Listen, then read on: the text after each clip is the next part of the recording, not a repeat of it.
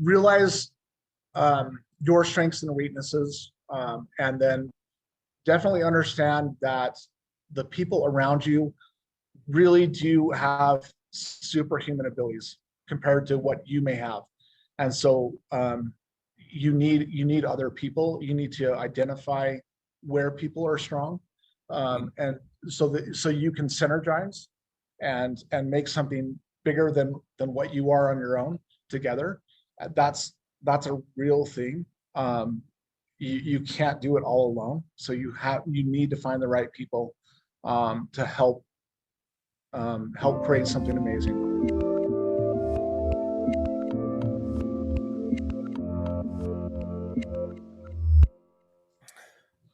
Hey everyone, this is Devin Miller here with another episode of the Inventive Journey. I'm your host, Devin Miller, the serial entrepreneur that's grown several startups into 7- and 8-figure businesses, as well as the CEO and founder of Miller IP Law, where he helps startups and small businesses with their patents, trademarks, and everything else related to their business. And if you ever need help with your business, feel free to go to strategymeeting.com and grab some time with us to chat.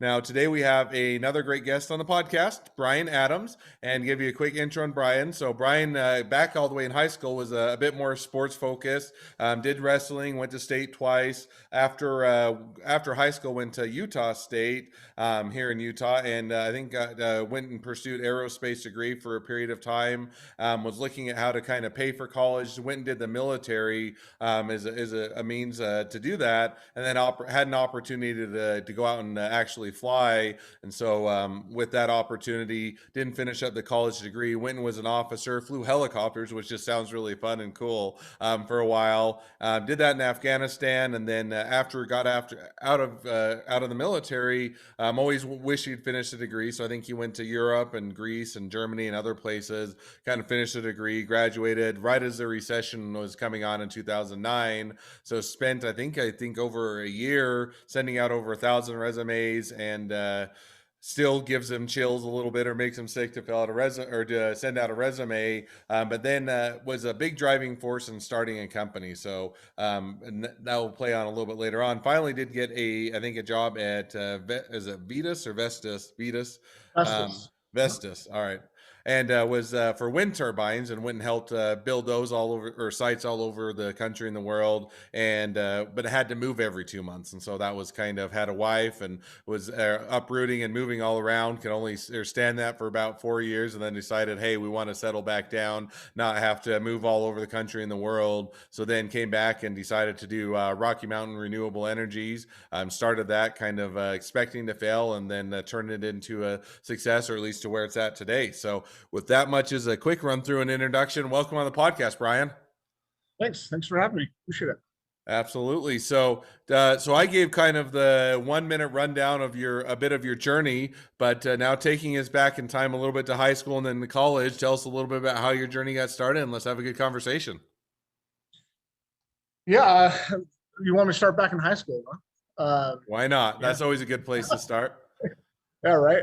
So yeah, I definitely enjoyed my time. I went to Brighton High School, and it was actually fun. We actually just had a 50-year reunion for the wrestling program down there, and it was nice to be recognized as one of the top 18 wrestlers through the history of the school, which is pretty cool. Very honored to have that honor to be there for that. So that was cool. So yeah. So then you went to high school, loved wrestling, and then you started out going to college kind of after graduating from high school. And, then that's how you got started in aerospace, but then also got started in the military. Is that right? Yeah, definitely. I went to Utah State University for a bachelor's, and went into aerospace, and I loved that.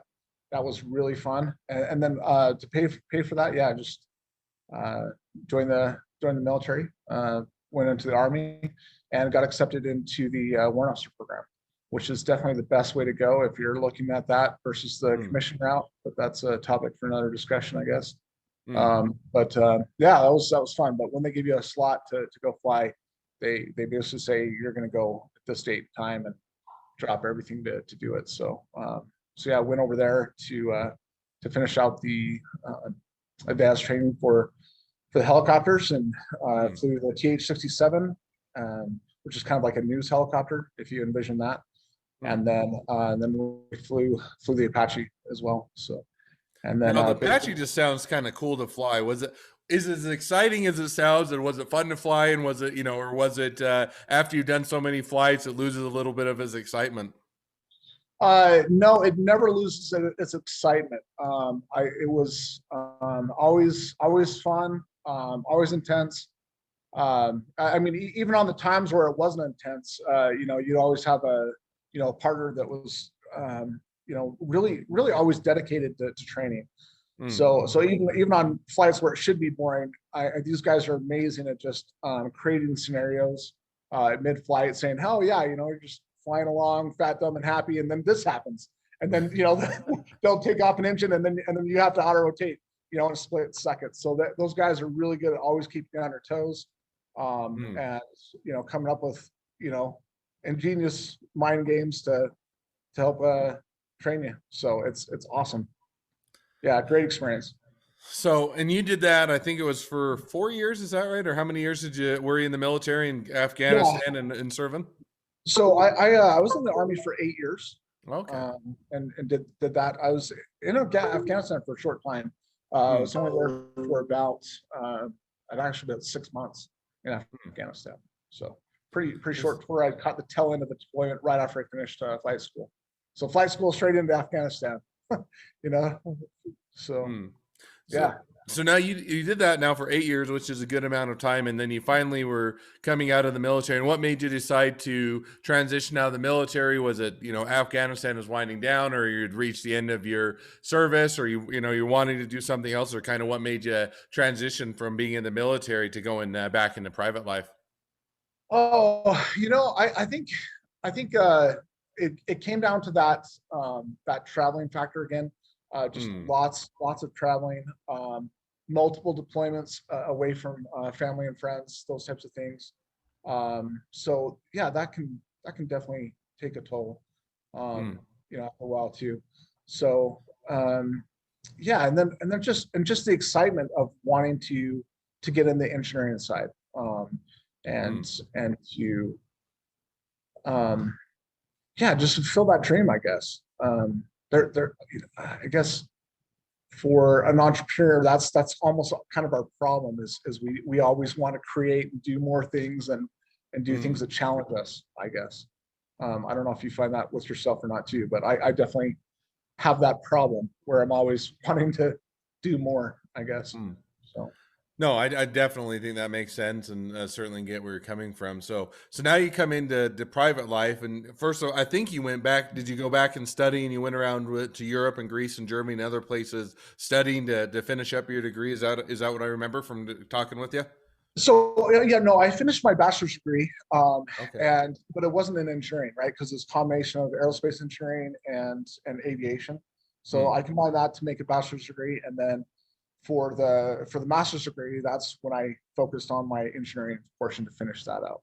So Okay. I So now went over there for the so engineering you finish it up master's. you finish up your degree at the perfect time of 2009 when the Right. world's falling apart and Yeah. everything's crashing. So Right. now as you're coming out and you finally finished it all up, and you talked a little bit about sending out 1,000+ resumes and doing that for over a year. Kind of how did you buoy up your spirits? How did you do it? Because I mean, there is a bit of parallels between 2009 and people in unemployment today, and finding jobs and having to navigate that and adjust to it. So how did you eventually find where you were going to land, and how did that period of your life go? Yeah. So yeah, I love your parallels between right now and the Great Recession. I think there are a lot of similarities, especially the need to be able to create and to invent and to start your own business has probably never been more important than Mm. right now and during that Great Recession period. And I'm not sure that I see an end to that. I kind of see this, if you want to call it cancel culture or whatever you want to say about it. I think that could be a dangerous road for a lot of people for years to come, Mm. potentially. So I think the ability to have kind of a plan B business set up for any individual is probably pretty important at this point in time. So I appreciate your parallels there. But yeah, that during that time is pretty horrible. It's pretty frustrating. Trying to get a job when companies not only are not hiring, but they're actually laying people off, saying we've got too many people, we got to get rid of these people. Nearly impossible to find something at that point, especially someone with a master's degree at that time, where people were really hurting. They're losing their stock market investments, 401ks, all those things. So yeah, it's definitely challenging, frustrating, and yeah, it was kind of made out of necessity a little bit to start creating the business and pay off my student loans and get all that going and figure out how to make a better way forward. So now, going through that, how did you get into Vestas, or how did you find that, or finally after enough searching, how did you get hired on there? Yeah, so just after another searching, so that's just I got hired on as a resource project technician, and that's to give you an idea of what that job entails. It's basically climbing up 300 feet up to the top of these really high wind turbines, in sometimes crazy weather. I worked up in Canada in Alberta in negative 40-degree weather, and so they have a really high turnaround rate there. So the average person that stays there, project technician stays there for about 2 years is the normal length of time where they stay on, just because of the stress. It's fairly, there's some risk involved to that job as well. There's a lot of things that can harm you. You've got rotating parts, high current electricity, high voltage. You've got pneumatics, hydraulics, all kinds of things that can be potentially dangerous as well. So, talking about keeping on your toes again, I gotta watch out for all that stuff. So yeah, that's about the normal time where people, have had enough. About 2 years. So I was there for 4, and after that, then yeah, we're definitely ready to move on. So you get, you kind of, you do that, and a bit out of necessity and a bit out of opportunity, saying, okay, we, one, I need employment. Two, it's something to kind of get back into the state, or at least, kind of get back on your feet after graduate school. So you do that. And then 4 years sounds like a grueling job, certainly enough that you've had your fill of a bit and want to settle down and not have to move around so much, which is completely understandable. So as you're now looking, saying, okay, I've got, I've done Vestas, I've got the experience with the military, got the experience with your degrees and whatnot, and you're saying, okay, had enough of moving around and having that, kind of high stress job. How did you then transition away from that into doing your own thing? At that point, I felt I was definitely ready to take on anything that was thrown at me between, the military training, in my career there, and the career with Vestas was really intense as well. And just constantly getting all these problems thrown at you and having to figure out how to do that. It was one of those points where we were talking about salaries and those things, and trying to get a salary bigger, and it was one of those points where I gave my supervisor an idea about how he could pay for my whole salary for a year's period of time if he just made a certain switch with by directing by wiring something different, and routing the wires through a different spot. He could sell the electricity for a higher rate for energy they're already producing, and that would have paid for my entire salary. And so I told him about it, and he's like, yeah, I'm not sure that we want to do it. I was like, wow, that's crazy. And at that point I was like, wow, my ideas are actually like that good, where I can pay for my salary for an entire year just by doing simple things like that. And it just that was definitely a motivating factor where I'm like, yeah, I'm definitely ready, to come to the point where I have the confidence to go off on my own. But yeah, you're right. I mean, I'd never set up a business, and even just starting up the business, and you're like, wow, do I want to do sole proprietorship or LLC, or C corp, and it was just like, oh, I have no idea about all this stuff, and it was frustrating. Just starting the business and all the things that you don't know, and all the things that you're short on. But if I have any advice to people, is definitely to be to not let that get in the way. You need to find ways to get through that and overcome those obstacles wherever your weaknesses come, or find the people that can help you So overcome now, those. so now, kind of one follow up question to that. So you said, okay, started to see, hey, I have these great ideas. I think you can save money. Boss isn't necessarily going to implement them or go for them. So, I can do kind of, I think that there's a lot of entrepreneurs that you always think you can do something better, whether it's you think you can do it better than your boss, better, you're more efficient, you can do it. Because if you never thought you could do it better, you would never actually try. You're saying, oh, somebody else is already doing it better. Then you would never think to go out on your own. So you kind of figure out, hey, I think I want to try this. I think I can do some things different and some things improved. And so how did you just jump right in and start, your own business? One day you walked in, you quit, and you said, I've had it and I'm going to go do my own thing. Did you transition? Did it start out as a side hustle, or kind of how did you get your own thing up and going once you made that decision? So I had built a lot of the design concepts, spent a lot of time kind of daydreaming about it, building my own business during the Great Recession when I was out of work. And but yeah, I just didn't, during the Great Recession, I just didn't feel like I had all the tools that I needed at that time. So I was just, but I dove into it.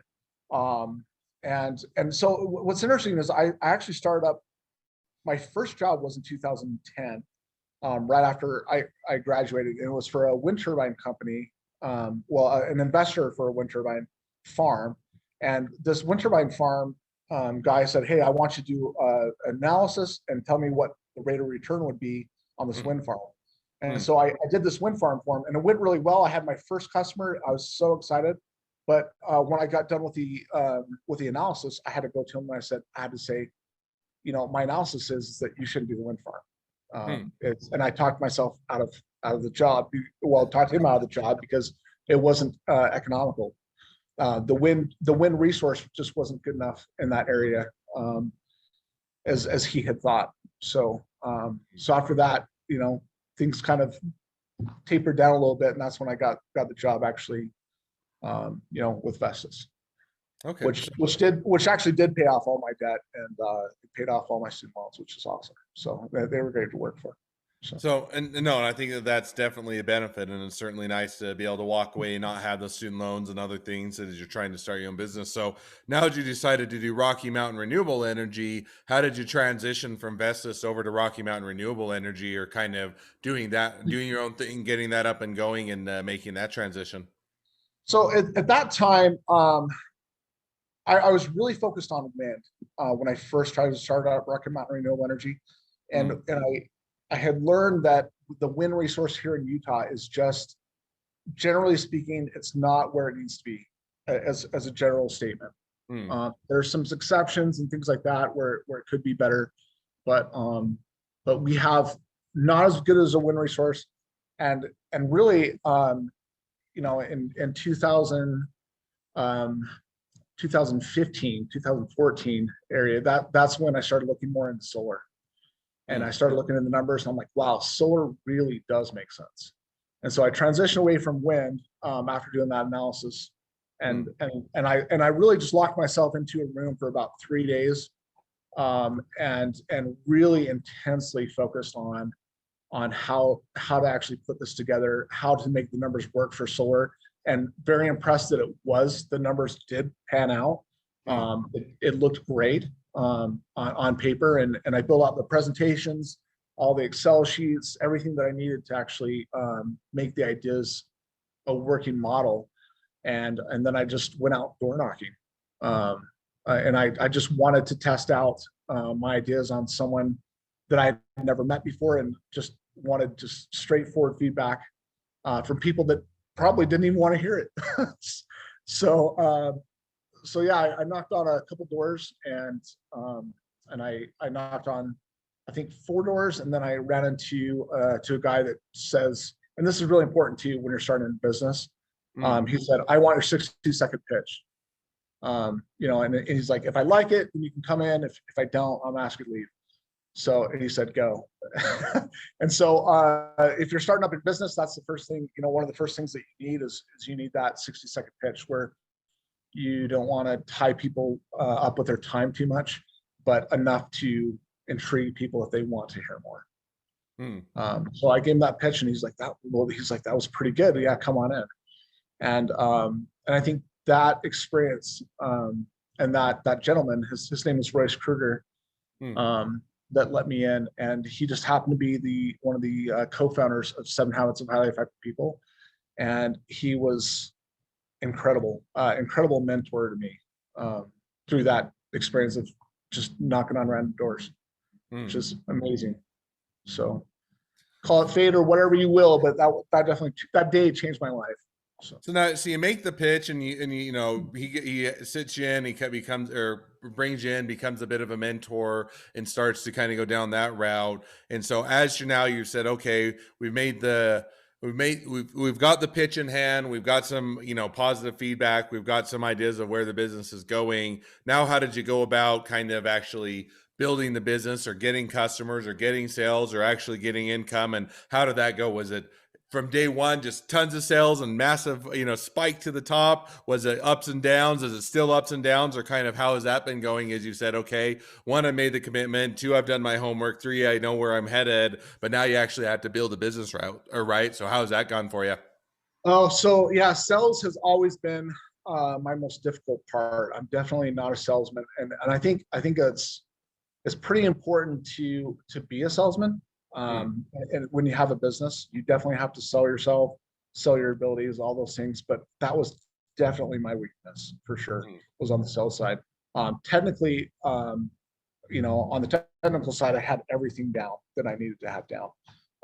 And so I worked on design. We worked on design and engineering, building out the CAD for that. So we have like all the CAD files made so we can do all the engineering and submit those permits to the cities.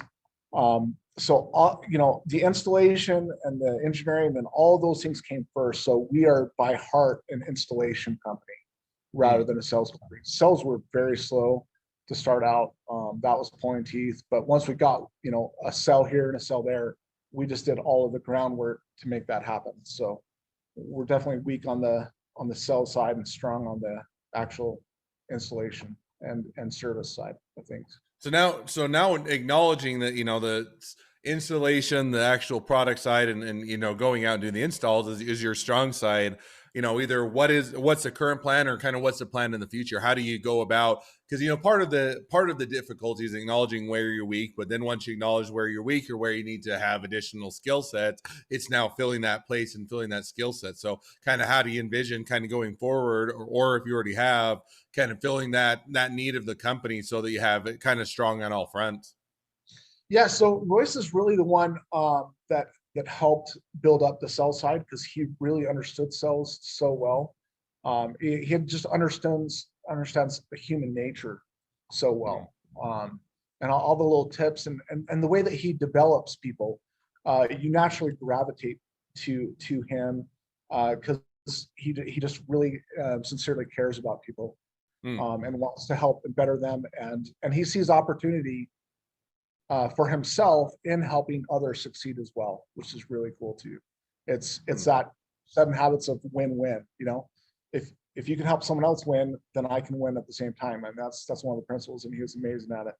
So he helped us build up the sell side. So yeah, we became a full service EPC company, and we've definitely picked up our sell side quite a bit, but we haven't really advertised at all. Haven't done much of, or don't really door knock.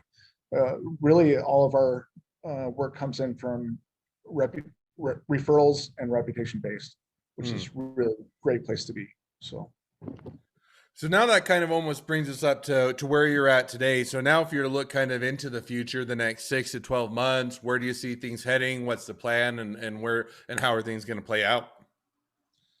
So before this last, you know, 5-6 years, the solar industry has just been about, you know, putting solar panels up on the roof and having a grid tied system. And what's interesting is in the last in the last month, things have changed. And so how they've changed is right now there's, the Biden administration is really heavily focused on renewable energy in all its fronts, energy efficiency. It's one of their main platforms of their administration, which is great. But with that, the utility company has also come in and said, you know what, we're actually going to give a rebate for batteries, and that's a game changer as well. So there's going to be a lot of batteries, lots of EV cars coming out. All those things are going to be coming on, pretty hot and heavy here soon.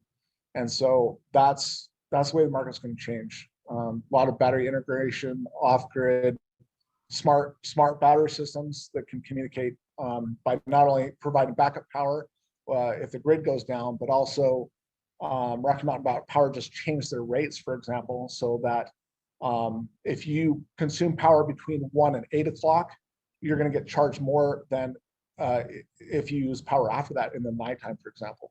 So you can use that battery to absorb power from the grid at night and then sell it back, or not sell it back, but use it for your own house instead of paying for more expensive power from Rocky Mountain Power during that time. So you can kind of play the daily stock market of energy now at a home level, which is a game changer for the next few years. So batteries just became really important. And it seems like batteries are always, as you're looking at whether it's electric cars, you're looking at solar or any really source of energy, that definitely always tends to play a major role in that, because once you collect the energy, now how do you store it? How long can you store it? And kind of what does that all, how does that all play for usability of it once you capture the energy? So it definitely makes sense. So, well, as we start to wrap towards the end of the podcast, I always have 2 questions that I ask. So we'll jump to those now. So the first question I'll ask is, along your journey, what was the worst business decision you ever made, and what did you learn from it? Really good question. Worst business decisions that I've made were definitely on the sales side. And those came in. I think one of my worst business decisions are people that I thought and entrusted to do a sales job for us, and some of these guys, solar's a very competitive market, and I think a lot of solar CEOs can relate to this about the competitive nature of solar and wanting to attract the best talent. And it got to the point where some of these positions are pretty competitive, and offering an upfront bonus to salesmen before they complete a job. And I think that's probably one of my biggest mistakes. I would definitely encourage companies to avoid that, even in competitive markets, to avoid offering upfront bonuses before they actually complete work. Yeah, that's probably my biggest mistake. No, and I think that's certainly one that's easy to make, but one to learn from, in the sense that, it's always hard when you're trying to offer incentive programs and try and get people to work harder and be more efficient and everything else. You're always trying to figure out how to optimize that and how to make it better. And sometimes you don't necessarily always see the negative repercussions or the ways that the system will be gamed, so to speak, or other ways that you'll have to adjust it. So it's one that's a lesson that, if you're wanting to incentivize people, sometimes you just have to learn the hard lessons or the ways that things that don't work in order to get that better system. One of the guests we even had on the podcast, I think he was talking about how he was now in the kind of the printing business, making signs and banners, and then they kind of became full service. But he talked about how it really took him. He went in thinking he was going to be able to just make these great incentive programs and they'd all work and it'd change the industry. And it took him about 20 years to figure out what the best incentive programs were and how that would work. And it was because it was continually iterating, figuring out what did work, what didn't work, what were the mistakes he made. So I think it's definitely one to learn from. So now as we jump to the second question, which is, if you're talking to somebody that's just getting into a startup or a small business, what would be the one piece of advice you'd give them? Realize your strengths and weaknesses, and then definitely understand that the people around you really do have superhuman abilities compared to what you may have. And so you need other people. You need to identify where people are strong, and so you can synergize and make something bigger than what you are on your own together. That's a real thing. You can't do it all alone. So you need to find the right people to help create something amazing. And Mm. it's so fun being able to have an idea and say a company name that you've thought about, and then to actually have people talk about that thing that you created up in your head as an actual entity, and almost as an actual person. It's amazing. That's an incredible feeling. So No, and I like the kind of finding the right and identifying the right team members, the right people on the team, and everything else. In the sense that one of the things that you always, especially if you're to a lot of times talk with venture capitalists or even angel investors, they're going to say one of the things that they're always looking for and they're investing in is the team, right? The team that you build it around, the people that you have around you, the people that are part of it. Because a lot of times when it's a startup or a small business, you don't know if it's going to be successful. You don't know if you're going to make it. And a lot of times the difference between success and failure isn't necessarily the product or the business plan, but it's the people you have or that's involved with the business. So I like that as a point of advice. yeah, I could we could do a whole another podcast on just advice and the wisdom of Royce, and all the things that he's mentioned about sharpening your saw, taking the time to actually Mm. find better ways to do things. Making sure that you treat your customers amazingly so that they can refer you, and the amount of business that brings by just treating customers incredibly, so that they can refer people to you, and what that can do for a business is incredible. So yeah, it's really good tips there for sure. Yeah. So now as we start to wrap up, and just as a reminder for people, if we do have the bonus question where we turn the tables a bit, and I talk a little bit about intellectual property and patents and trademarks and whatnot. So that is coming up. So if you want to stay tuned and hear a little bit more about intellectual property, definitely stay tuned to the end of the episode. But otherwise, as we wrap up, if people are wanting to use your services, they're wanting to get into solar, they're wanting to get into renewable energy, they want to be a customer, they want to be a client, they want to be a wholesaler, they want to be your an investor, they want to be an employee, they want to be your next best friend, any or all of the above, what's the best way to connect up with you and reach out and find out more? Yeah, so I'm really willing to help on any level. Even if somebody is starting up a business, I'm actually willing to give back and help people um, in lots of different ways. So yeah, feel free to contact me. My business number is 801 980 0700. And Hmm. then I'll even give you out my cell number just because it's the Miller IP logger. It's 801 860 3120. It's my personal cell. You're welcome to call. All right. Well, I definitely encourage people to reach out if you're in the market for solar, or you're looking in the market to learn more, or you just want to be having your next best friend, any of the all the above. Reach out to Brian and find out more. Well, thank you again for Brian for coming on. It's been a pleasure. And for all of you listeners, if you have your own journey to tell, feel free to reach out to us by going to inventiveguest.com and apply to be on the podcast and tell your journey. Also, if you're a listener, make sure to click subscribe on your podcast listeners to get notifications as all our awesome episodes come out, and two, leave us a review so new people can find out about the awesome podcast. Last but not least, if you ever need help with your patents or trademarks, feel free to reach out to us at Miller IP Law by just going to strategymeeting.com and grabbing some time to chat. Well, as we've wrapped up and we jump over to the bonus question, it always is fun. It's a little bit turning the table. So I throughout the normal podcast, get asked the questions, get a follow up and dive in a bit on your journey. And so I've flipped the tables a bit with now you get to ask, what is your number one intellectual property or property law question that I can answer for you?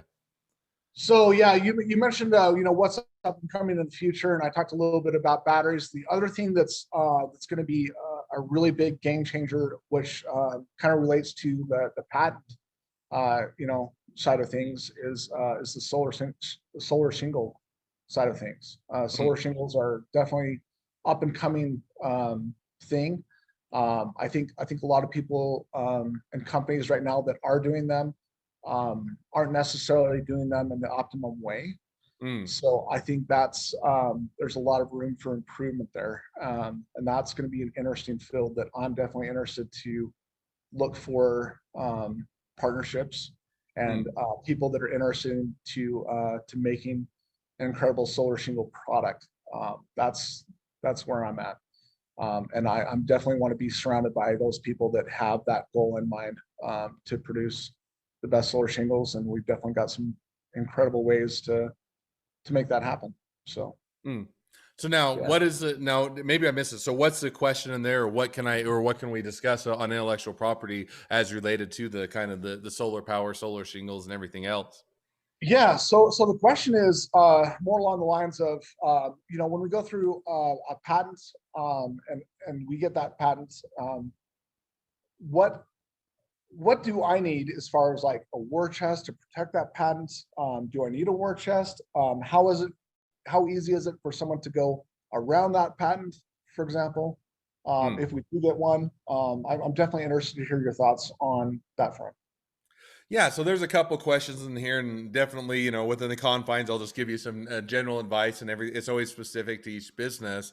But on a war chest, when you look at patents, first of all, I'd back it up just a little bit in the sense that it depends on what you're going to do with the patent. In the sense that everybody, you say, okay, I've got an invention, I've got a great idea, I got to run out and get a patent on it. Is kind of the knee jerk a lot of people have on it without really thinking about what you're going to do with the patent. So there's a few different uses of a patent, and then we'll dive into a little bit of your question. So one can be you just want to box everybody out of the market. You want to have exclusivity on what you're manufacturing, what you produce, what you've invented for the period of 20 years of the patent. You want to be able to box everybody out. And, that's where if you were an Apple or a Samsung or anybody who created something new and great and you just want to be able to or have that exclusivity, that's one way. Another way is to say, okay, we want to go in here and we want to make ourselves a better target for acquisition or for merger or for something of that nature where somebody's going to come buy your business or invest in it. Then you're going to look and say, well, what we're really doing is capturing some of the assets. A lot of what you do when you invent something is once you invented it, you can, it's simple to people after the fact. It's always easier to figure out, oh yeah, that makes sense how they did it once it's been done, as opposed to the R&D and the time and effort to actually figure it out. And so, one of the ways you capture a lot of that time, money, sweat, and blood, sweat, and tears that goes into or creating something is by a patent. So then you have an asset. Hey, we own something. We can show that we actually captured that value. And then somebody comes in that they want to invest. You actually have assets they can invest in. So that's kind of another thing that you're looking at is a purpose to one, stop others from doing it? Is it two, more to make yourselves a more desirable investment or otherwise have assets? Or three, is it more of, hey, we want to really set ourselves up so that we can license it? So as other people's doing it, we don't want to stop them from doing it. We just simply want to get our income or money is distributed to us for for all of the time that we put into it in development. So kind of with those, when you ask about a war chest, that, kind of flavors a bit of your strategy in the sense of, hey, if I want to go out and I want to have dominancy, I just want to have exclusivity and otherwise stop people. If you want to go head to head, it can be difficult. If you're a small business, a small startup, and you're going against a Tesla, which, has the roof solar cells or other ones, then it can be difficult because they can, even if you're in the right, they can spend you under the table, they can outspend you, and they can drive your business to where you're not going to make it through the legal process. So the better question, or when you're looking at patents, a lot of times there's a few strategies if that's what you want to do. One is every big company has a competitor. Apple has Samsung, Coca-Cola has Pepsi, Nike has Adidas, you can go through and almost inevitably, unless you're a pure monopoly, every company has a competitor. And so you can, a lot of times, if you have a patent, you're saying, we don't have the war chest, you can go to that, that competitor of the person that's not or infringing your patent and say, we got this valuable patent, we've got this intellectual property portfolio, your competitor is infringing on it, we don't have the ability to go enforce it, but it has a lot of value. Why don't you either acquire it from us, license it, or otherwise take over and enforce it, and then you let the competitor do the work for you. Another way you can do it if you're looking at war chests, you're saying we don't have a war chest, is you can say, hey, today we don't have the money to go enforce it, but we're still doing well. We've still got a good business. We're growing in market share. We're making a profit. We're going to save up until we do have a war chest, and then we're going to go and enforce it against them when we have the ability to go do that. And so when you're looking at enforcement, you're going to be anywhere from, on a patent infringement case, six low or middle six figures, so $500,000 up to $1 million or $2 million in order to really get through it. And so you have to, when you're going down that road, you have to really just consider whether or not it's worthwhile to go after someone, or whether or not, it makes sense, or if you navigate it a different way. The other question you kind of had was on, how broad it is, navigating around it, designing around it. Is there really a breadth? Can you really get enough value in it to capture that? And that one is a difficult one. So, give you a couple examples. If you came to me and said, I want to get a patent on a golf club, you better have a really good innovation for golf clubs, because one of the most crowded areas in all of intellectual property is golf clubs. The reason being is you got a whole bunch of rich doctors and rich or attorneys and other people that go play golf, and they all have their idea of how they want. First of all, they want to go tell their friends that they have a patent on a golf club, and they want to go and impress it. And they all have a bit of expendable income, and so they all try and go file a patent on it.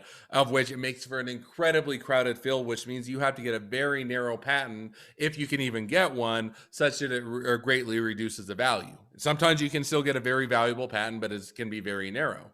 On the other hand, if it's a more open field, meaning that there's a lot of innovation being done, a lot of different things, and you can capture those nuggets that really give you the value that can be the difference between, 10x efficiency, or it makes it more cost effective, or it cuts the time in half to do installation. If you can find some of those nuggets that, yes, other people could do it other ways, they could design around it, but it's going to be so cost prohibitive, it's going to be so inefficient or otherwise, that they'd rather either not do it or come and get a license through you. That's what you're trying to look at. So it kind of depends on how crowded the field is and how innovative the work you're doing is as to whether or not you can get a broader patent that can give you a lot of room to box other people out. So with that, that is a great conversation of which I could dive into and talk on for a much longer period of time, and then everybody would start falling asleep and they would tune out of the podcast. But there's a couple answers at least to start to touch on your top intellectual property question. Now with that, we'll wrap up with the podcast. Again, Brian, appreciate you coming on the podcast. It's been fun. It's been a pleasure. Appreciate you doing it, and wish the next leg of your journey even better than the last. Thank you so much. Pleasure having me on. Thank you.